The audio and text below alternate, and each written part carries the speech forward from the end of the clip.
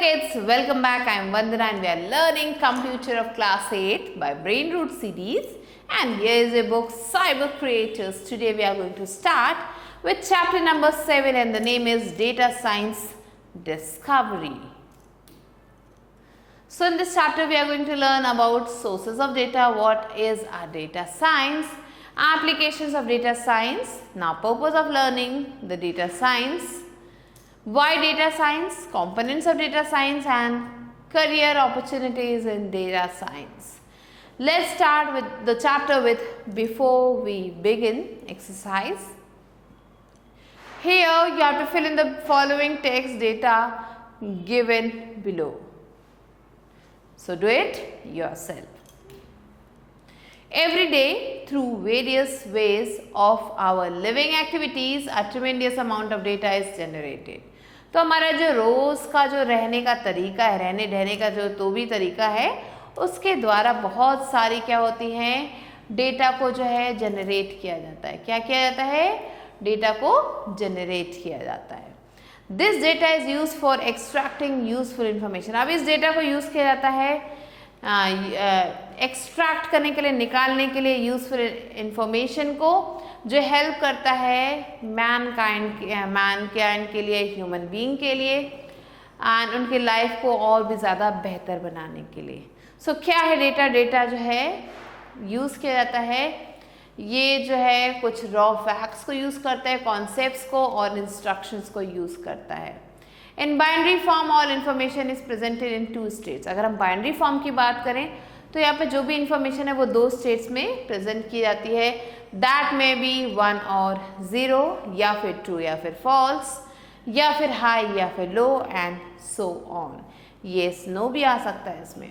All the data gets converted into binary form. जितनी भी data है उसे बाइनरी फॉर्म में कन्वर्ट किया जाता है to make it understandable to the computers, ताकि ये जो है कंप्यूटर्स को समझाया जा सके.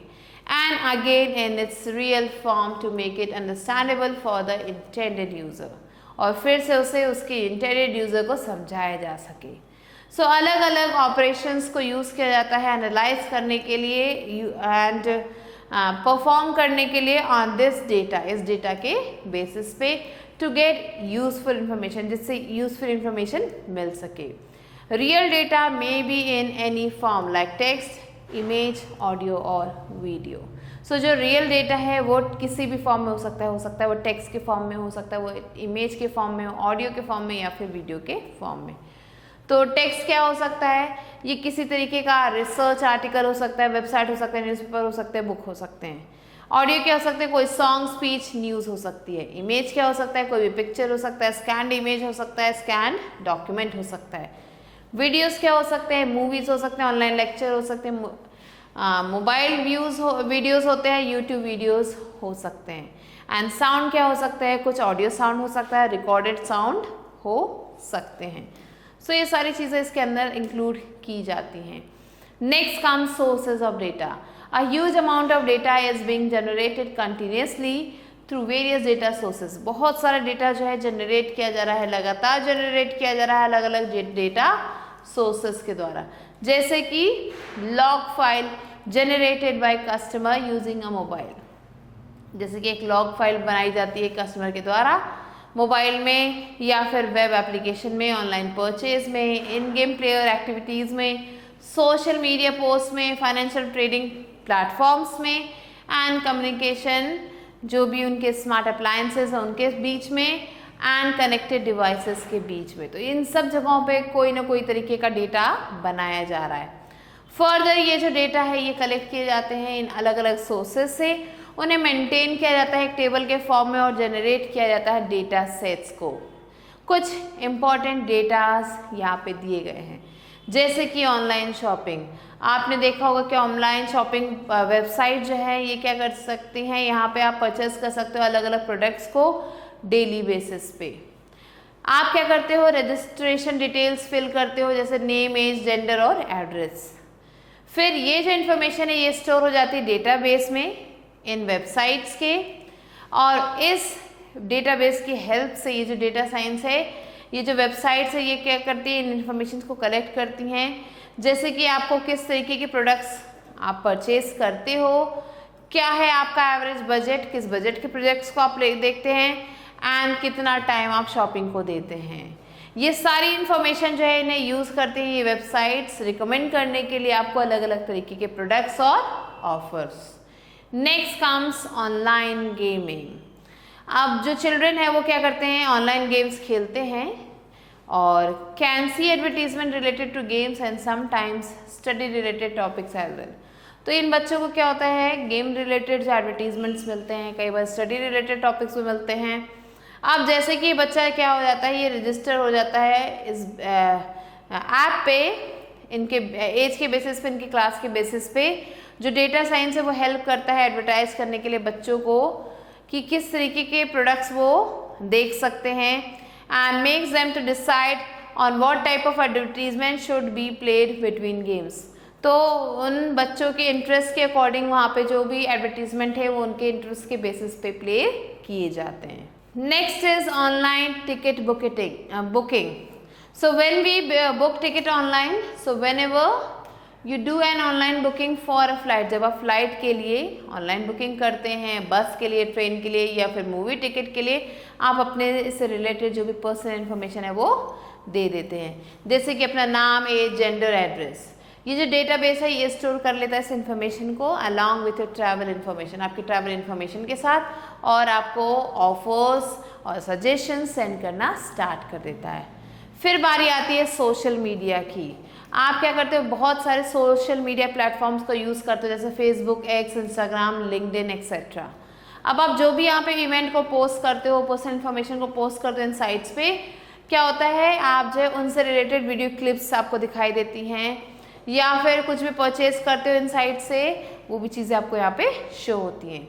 अगेन अब जो भी आपका चॉइस है उसके बेसिस पे आपको रिकमेंडेशन और सजेशन मिलने लगते हैं इन पोर्टल्स में से। फिर आती है बारी ऑनलाइन बिलिंग की।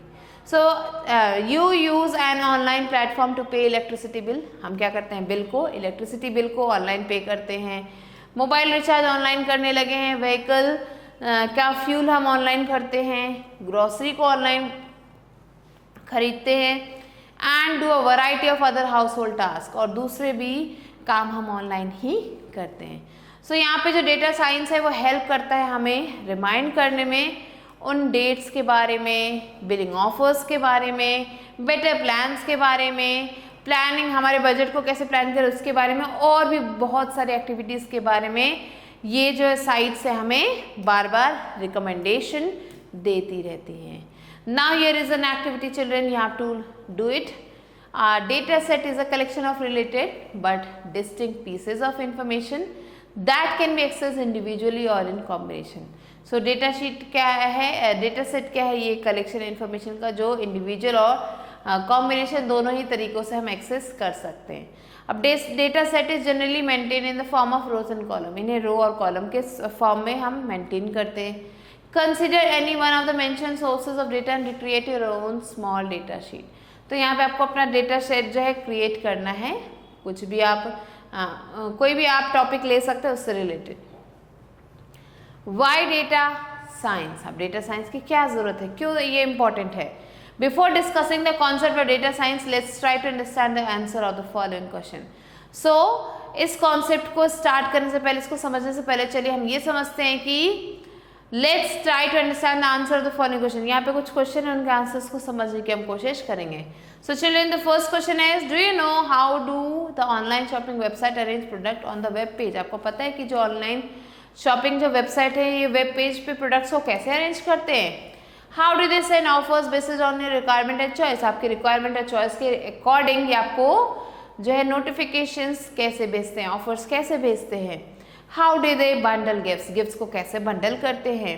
How do they select product for specific occasion like Diwali, Christmas etcetera. अगर कोई ओकेजन आता है उससे रिलेटेड प्रोडक्ट्स ये कैसे दिखाने लग जाते हैं हमें।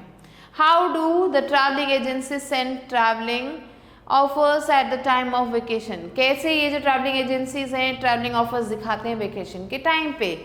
And how do Gmail gives you suggestion when you type an email. जब भी आप कोई ईमेल टाइप करते हैं तो जीमेल हमें सजेशन कैसे देने लगता है। तो क्या आपके पास इन सारे क्वेश्चंस के आंसर हैं। It is a field of computer science that uses huge amount of complicated data. ये एक फील्ड है, डेटा साइंस क्या है, एक फील्ड है जिसमें जो है काफ़ी ज़्यादा अमाउंट में कॉम्प्लिकेटेड डेटा को यूज़ किया जाता है, sometimes known as big data, जिसे हम कई बार बिग डेटा भी कहते हैं, टू प्रोवाइड यूजफुल इंफॉर्मेशन, जो हमें यूजफुल इंफॉर्मेशन देती है। In all the aforementioned scenarios the historical data is studied. अब इन जितने भी सिनेरियो, जितने भी क्वेश्चन आपसे पूछे गए थे, उन सब में क्या है, आपका जो भी हिस्टोरिकल डेटा है, जो पुराना डेटा है, उसे पढ़ा जाता है through data science software, data science software की through, and with the help of that software analysis, और उस सॉफ्टवेयर एनालिसिस के according the choices of the user, their buying pattern, market requirements and other factors are recognised. तो इसके basis पे ये सारी चीज़ें यहाँ पे रिकॉग्नाइज की जाती हैं। Now what is the data science? So children, data science क्या है? ये एक इंटेलिजेंट डिसीजन मेकिंग प्रोसेस है जो हेल्प करता है इन्हें हिस्टोरिकल डेटा के ऊपर जो है इसको कैप्चर करके और उसके अकॉर्डिंग ये डिसीजन लेता है।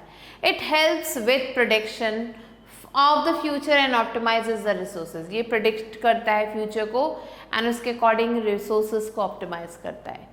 अब दूसरे शब्दों में कहें तो हम क्या कर सकते हैं, we can define data science as a discipline which incorporates mathematical methods for extracting useful information.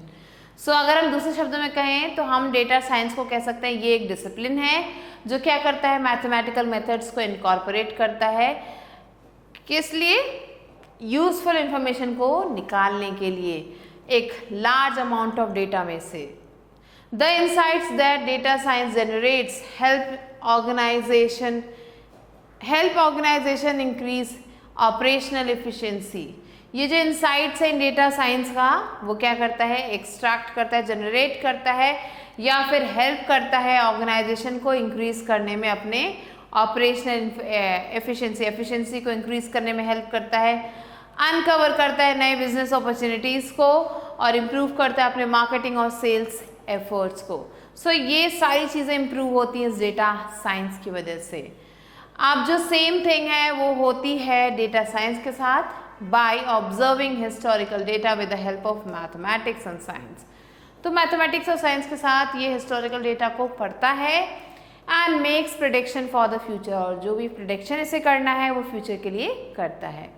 The information gain through data science helps in many domains. ये जो इन्फॉर्मेशन है डेटा साइंस के द्वारा ये बहुत सारे डोमेन्स में यूज़ किया जाता है, जैसे कि decision making and taking better steps, decision making में और अच्छे स्टेप्स लेने में। जो मेन पर्पस है डेटा साइंस का, उसका मेन पर्पस क्या है, is to help business and analyst, business और एनालिस्ट को हेल्प करना, हेल्थ केयर डोमेन वर्कर्स को, सोसाइटी को, इकोनॉमिक्स को और दूसरे लोगों को हेल्प करना इन मेकिंग बेटर डिसीजन, ताकि वो लोग अपना एक बेटर डिसीजन ले सकें। तो ये है डेटा साइंस के कुछ फायदे आप कह सकते हो। Now let's learn about the components of data science. क्या क्या कंपोनेंट्स हैं? There are various components of data science. First one is data availability. The first and the most important component is the availability of relevant data, and if the relevant data is not available you cannot generate any prediction. सो पहला जो point है वो है कि data availability. यहाँ पे जो main important, जो सबसे इम्पॉर्टेंट पॉइंट है वो डेटा अवेलेबिलिटी है। ये क्या करता है, ये अवेलेबल रखता है सारे डेटा को, रिलेवेंट डेटा को, इम्पॉर्टेंट डेटा को, और अगर वो डेटा अवेलेबल नहीं है तो ये प्रेडिक्शन नहीं कर सकता। फिर आता है डेटा फिल्टरिंग। जो भी डेटा है अवेलेबल उसे क्या करता है, दैट हैव नॉइज और अनयूज इन्फॉर्मेशन, ऐसा डेटा जिसमें कोई तरीके की परेशानी हो, कोई तरीके की अनयूज इन्फॉर्मेशन है, तो क्या करता है, ऐसे डेटा को फिल्टर करता है। So to get the right result it should be filtered before processing. तो प्रोसेस करने से पहले डेटा को फिल्टर करने का काम करता है। फिर डेटा को विजुअलाइज करता है। अब to understand data in a better manner, data को अच्छे तरीके से समझने के लिए अलग अलग तरीके के विजुअलाइजेशन टेक्निक्स को यूज़ किया जाता है यहाँ पे। फिर आता है डेटा ट्रांसफॉर्मेशन, डेटा को कैसे ट्रांसफॉर्म किया जाए।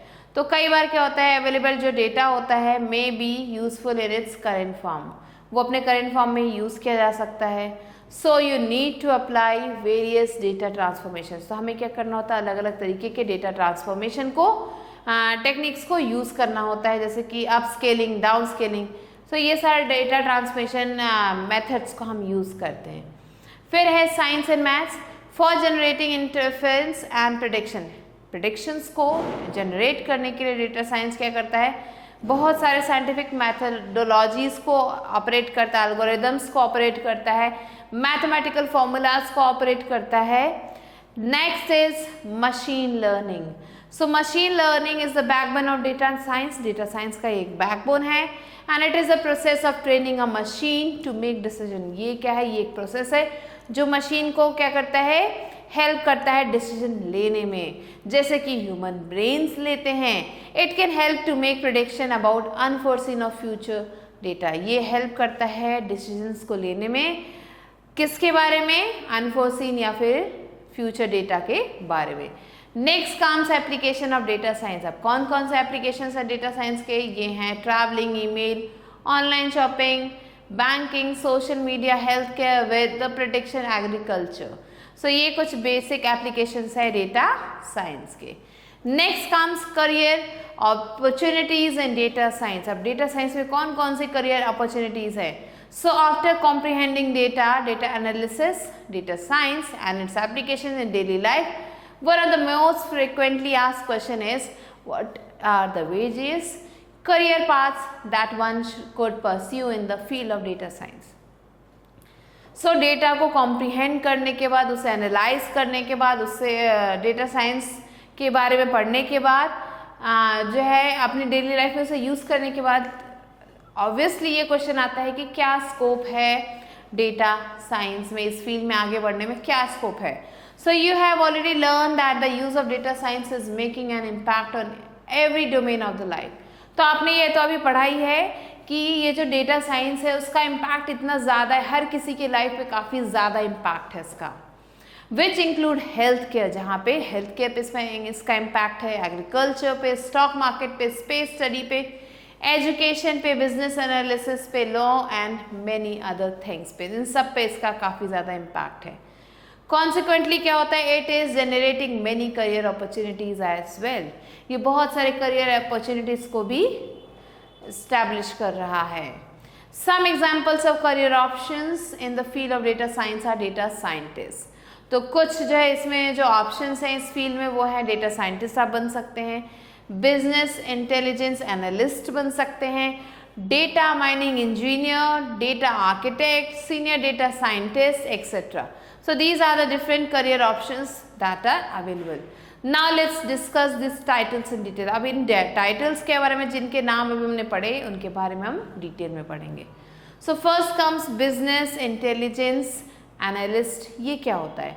So business intelligence analyst utilizes data to examine a market and to identify the most recent business trend in their respective industry. So business intelligent analyst क्या करता है, ये डेटा को use करता है उसे एग्जामिन करने के लिए, मार्केट को एग्जामिन करता है और आइडेंटिफाई करता है सबसे ज़्यादा जो ट्रेंडिंग बिजनेस ट्रेंड है उसे आइडेंटिफाई करता है किसी भी पर्टिकुलर इंडस्ट्री में। एंड इसकी वजह से this contributes a better understanding of how a company strategy should be developed. ये बताता है कि कंपनी की जो स्ट्रैटेजी है कैसे डेवलप होनी चाहिए। नेक्स्ट आता है डेटा एनालिस्ट। डेटा एनालिस्ट क्या है, ये एक स्पेशलिस्ट है जो यूज़ करता है इंफॉर्मेशन को प्रोवाइड करने के लिए इंसाइट्स मीन्स अपना एक नज़रिया प्रोवाइड करता है। He is a person with expertise. ये एक ऐसा पर्सन है जो एक्सपर्टीज़ होती है इसमें, हर एक फील्ड में डेटा में इसमें काफ़ी ज़्यादा एक्सपर्टीज़ होती है। हु कलेक्ट्स डेटा, डेटा को ये कलेक्ट करता है, उसे क्लियर करता है एंड एनालाइजेज इट, और उसे एनालाइज भी करता है so that improved business decisions can be taken, ताकि जो business decisions हैं वो improved form में लिए जाए। Next comes data mining engineers। अब data mining engineers क्या होते हैं? So ये जो होते हैं ये ऐसे लोग होते हैं जो स्टडी करते हैं डेटा के बारे में, not only for his or own business, ना अपने सिर्फ बिजनेस के लिए नहीं यूज़ करते हैं, मीन्स इसको स्टडी नहीं करते हैं, वो क्या करते हैं दूसरों के बिजनेस के लिए भी इसे स्टडी करते हैं। In addition to this, a data mining engineer develops robust algorithm to aid in the subsequent analysis and the collected data. So ये जो data business data mining engineer है वो क्या करता है, डेटा को रॉबस्ट करता है, एल्गोरिदम बनाता है एंड उसके अकॉर्डिंग वो आगे वर्क करता है. फिर आता है डेटा आर्किटेक्ट. डेटा आर्किटेक्ट क्या करता है, वर्क करता है क्लोजली विद द यूजर्स के साथ बहुत प्यार से, ध्यान से, एकदम उनके क्लोज होके काम करता है. सिस्टम इंजीनियर्स के साथ काम करता है, डेवलपर्स के साथ काम करता है and provide a blueprint of data management system. और डेटा मैनेजमेंट सिस्टम का एक ब्लूप्रिंट तैयार करता है to be used in consolidating, integrating and maintaining the data source. इन्हें यूज करता है कंसोलिडेट करने के लिए, इंटीग्रेट करने के लिए और मेंटेन करने के लिए डेटा सोर्स को. नेक्स्ट आते हैं data scientist. So data scientists have the responsibility of handling large amount of structured and unstructured data. ये जो डेटा साइंटिस्ट है इनके पास काफ़ी ज़्यादा अमाउंट में आपको स्ट्रक्चर्ड और अनस्ट्रक्चर्ड डेटा मिल जाएगा. इनके पास काफ़ी ज़्यादा रिस्पॉन्सिबिलिटी होती है इस चीज़ की. अब जो डेटा साइंटिस्ट है वो एक ऐसा पर्सन है, वो क्या करता है, इंफॉर्मेशन को गैदर करता है, उसे एनालाइज करता है and to handle data he needs to use different data storage. अब इस डेटा को हैंडल करने के लिए उसे अलग अलग डेटा स्टोरेज की ज़रूरत होती है, डेटा क्लीनिंग की ज़रूरत होती है, डेटा ट्रांसफॉर्मेशन की ज़रूरत होती है. And in the profession of data scientist, अब हम डेटा साइंटिस्ट के प्रोफेशन की अगर बात करें, so computer science and mathematics are also applied. ये दोनों चीज़ें भी यहाँ पे अप्लाई की जाती हैं. ही और she collects, evaluates and models data. ये क्या करते हैं, डेटा को evaluate करता है, कलेक्ट करता है and then interprets the outcome in order to provide actionable strategies.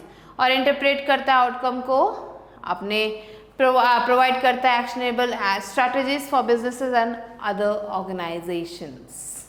Children, next comes senior data scientist. अब senior data scientist कौन है, ये वो पर्सन है जो रिस्पॉन्सिबल होता है for anticipating the future demands. Future demands के बारे में से सोचना पड़ता है, जो भी ऑर्गेनाइजेशन की फ्यूचर डिमांड्स हैं, despite the fact that they are not directly involve in data collection.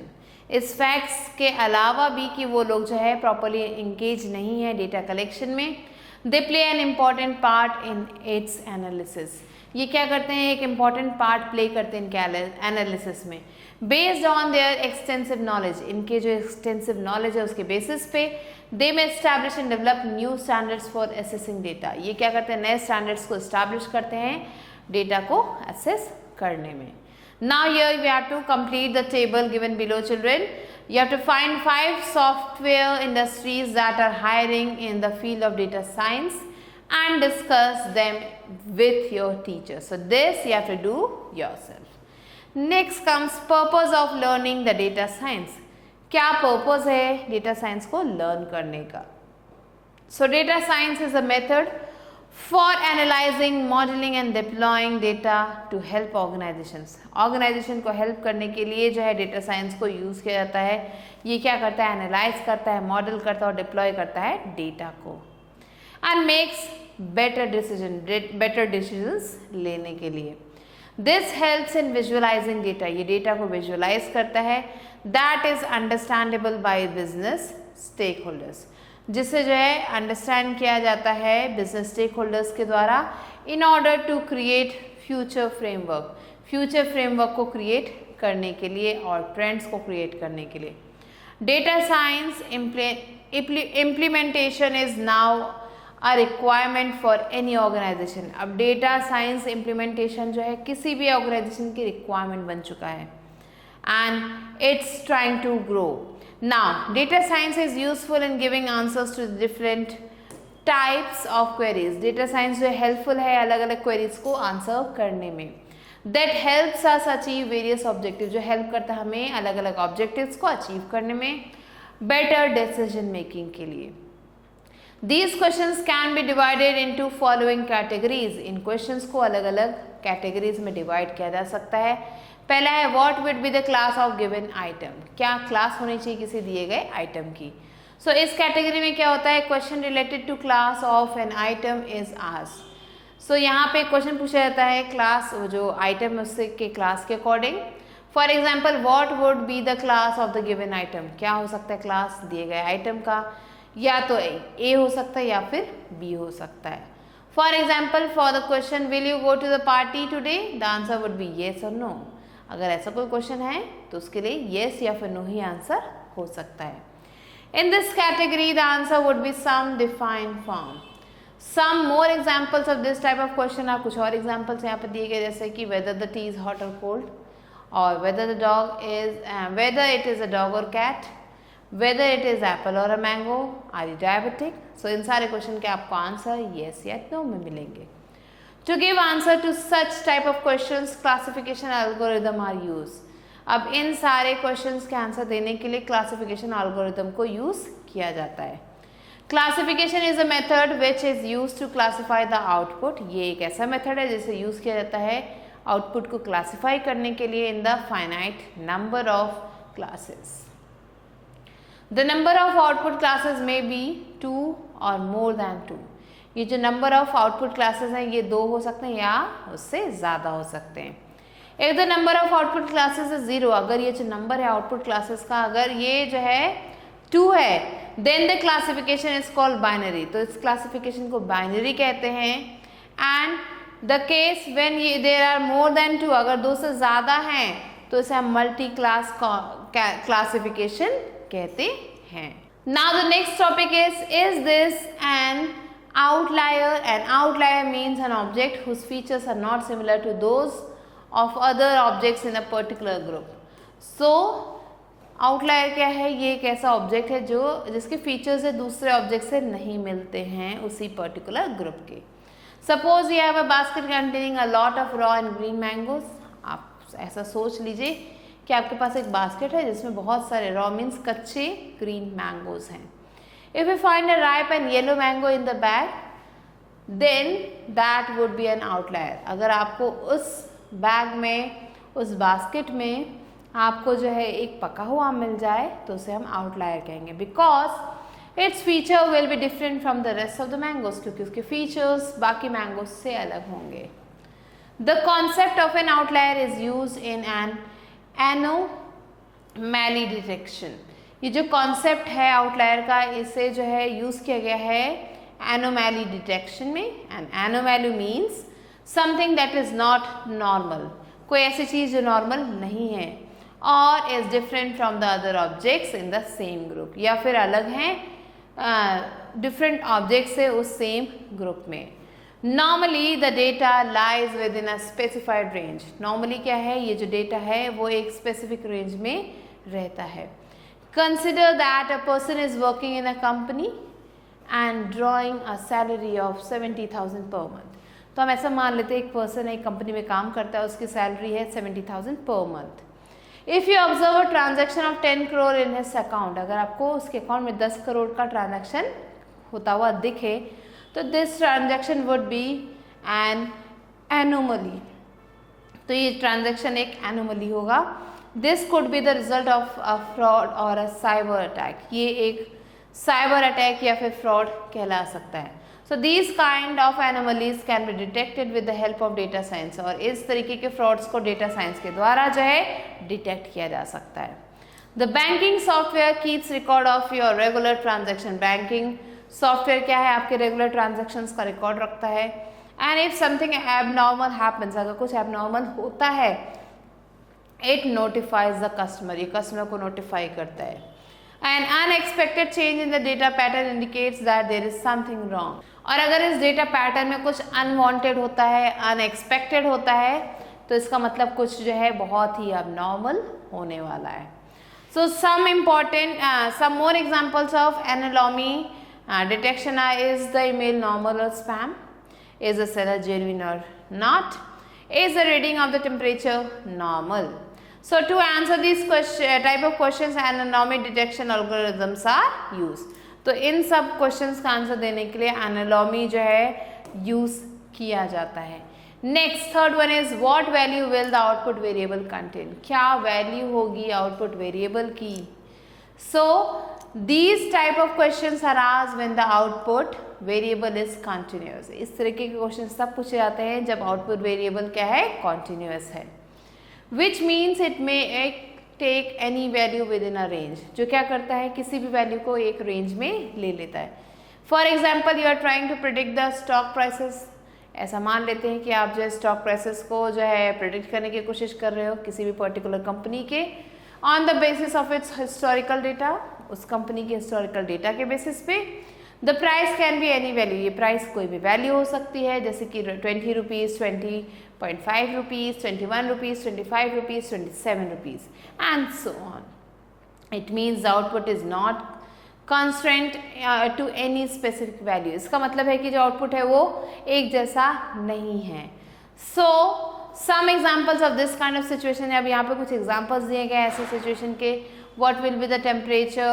What will the temperature be like today or tomorrow? What would be the price of the house in a specific area? B. How much rain will fall tomorrow? What will be the stock price? B. And what will be the sales of product for next month? So these are the questions based on this. Classification algorithm do not work well with these type of problems. जो classification algorithm है वो इन problems के साथ ठीक से work नहीं करता। Regression algorithm is machine learning and use to answer these kind of question, तो ऐसे क्वेश्चंस को आंसर करने के लिए रिग्रेशन एल्गोरिदम को यूज किया जाता है। Regression is a method that is based on mathematical formulas, ये एक ऐसा मेथड है जिसे मैथमेटिकल फार्मूला के बेसिस पे जो है रखा गया है and helps in finding relation between different features of the database, और ये क्या करता है हेल्प करता है फाइंड करने में रिलेशन को इन डेटाबेसेस के बीच में। Next fourth one is which technique should be use to group the data, कौन से टेक्निक को यूज किया जाए इस ग्रुप ऑफ डेटा में। So in some applications you are not aware of output variable, कुछ एप्लीकेशंस में आप आउटपुट वेरिएबल से अवेयर नहीं होते हो। You only know the features, आप सिर्फ फीचर्स जानते हैं in this case, and data may be separated by creating different groups, और डेटा को सेपरेट किया जा सकता है अलग अलग ग्रुप्स के द्वारा on the basis of some parameters and features, कुछ पैरामीटर्स और फीचर्स के बेसिस पे। For example consider a box where there are multiple objects, ऐसा एक बॉक्स मान लेते हैं जिसमें बहुत सारे ऑब्जेक्ट्स हैं ऑफ 3 शेप्स, 3 शेप्स के। कौन कौन से शेप्स हैं? ट्रायंगल है, रेक्टेंगल है और सर्कल है। सो आप देख सकते हैं triangle, rectangle and circle is in front of you. If you ask a 3-year-old boy to segregate these objects he will make 3 groups, अगर आप किसी एक छोटे बच्चे से कहोगे 3 साल के बच्चे से कि इन सबको जो है ठीक से लगा दो, तो वो क्या करेगा? इन सब के ग्रुप्स बना देगा, 1 फॉर ईच शेप, हर एक शेप का एक ग्रुप बना देगा। But he may not be aware of the names of those groups, लेकिन उसे उन ग्रुप्स के नेम नहीं पता होंगे। It means that he is aware that different shapes have different features, इसका ये मतलब है कि उस बच्चे को ये तो पता है कि अलग अलग शेप्स के अलग अलग फीचर्स हैं, but their names are not known to him, लेकिन उसके नाम उसे अभी आज तक नहीं बताए गए। So for this kind of data, इस तरीके के डेटा के लिए क्या होता है? The clustering method is use, clustering method को यूज किया जाता है। अब क्लस्टरिंग मेथड में क्या होता है? Groups are formed on the basis of features similarities, तो यहाँ पे क्या होता है? ग्रुप्स को बनाया जाता है इन मेथड्स के बेसिस पे, इनके फीचर्स के बेसिस पे। The type of machine learning use in the above scenario is called unsupervised machine learning. जो मशीन लर्निंग यहाँ पे यूज की गई है दिए गए सिनेरियो में, इसे कहते हैं unsupervised machine learning. And in this technique the output और the target variable is not known, इस टेक्निक में जो टारगेट है या फिर जो आउटपुट है वो नहीं पता होता है। Next comes how to decide the next step. So normally this question arises in the case of autonomous vehicles, ये जो क्वेश्चन है ये ऑटोनॉमस व्हीकल्स के केस में जो है पूछा जाता है, रोबोट्स के केस में पूछा जाता है या फिर ड्रोन्स के केस में पूछा जाता है। So because there decision depends on the external environment, इनका जो डिसीजन है वो एक्सटर्नल एनवायरनमेंट पे डिपेंड करता है, हम ह्यूमंस पे डिपेंड करता है। Every time they need to work with the external environment, तो जब भी एक्सटर्नल एनवायरनमेंट में वर्क करते हैं इन्हें डिसीजन नहीं ले पाते हैं ये। So reinforcement machine learning techniques are use to solve these kind of problem. So ऐसे प्रॉब्लम्स को सॉल्व करने के लिए क्या हम यूज़ करते हैं? हम यूज़ करते हैं reinforcement machine learning technique. So reinforcement learning is also a type of machine learning in which learning is based on rewards and punishment. इस केस में क्या होता है, जो learning है वो reward और punishment के basis पे किया जाता है. Now let's move on to children. Let us do. Here question is given. Let's understand reinforcement learning with the help of an example. A child needs to walk from location A to B. एक बच्चा है, उसे A से B तक जाना है. If he takes the right step towards location B, he will get a reward. अगर वो B तक सही से पहुंच गया तो उसे reward मिलेगा. In the form of appreciation के form में. But if he steps on to the his steps are not in the right direction, लेकिन अगर वो सही direction में नहीं जा रहा है, then he will lose, means he will get punishment. तो फिर वो lose कर देगा अपने reward को, वो उसे punishment कहते हैं. On the basis of these rewards and punishment, he or she takes a decision of his next step. और इस basis पे वो अपने next step को क्या करता है, decide करता है. Now children, let's revise whatever we have learned in this chapter. So data science is a field that used to extract useful information from data.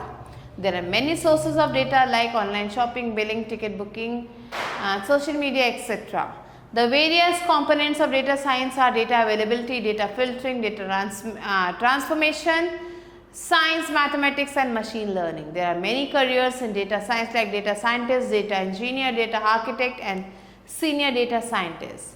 Now in clustering, groups are formed on the basis of features similarities, and reinforcement learning as type of machine learning is based on reward and punishment.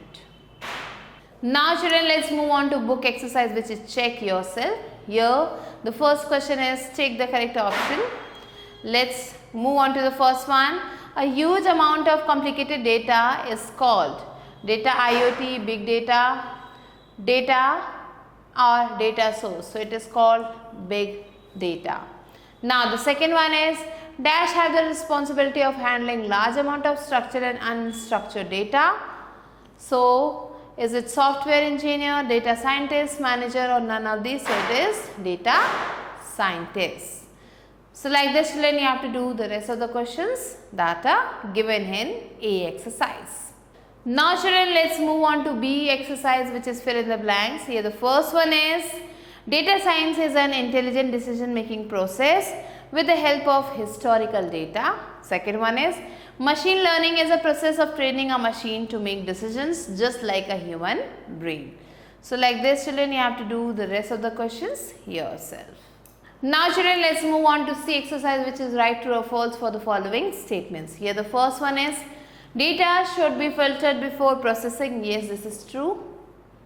Data science helps with prediction for the future and optimizing the resources. Yes, this one is also true. So the rest of the questions are your homework children. Do it yourself. Now let's move on to D exercise, which is answer the following questions. And here the first question is what is the data science? So data science is a field which is used to extract useful information from data. So like this children, you have to do the rest of the questions as your homework. And with this we have completed the chapter. I'll be meeting you soon children with a new video. Till then, stay tuned and thanks for watching.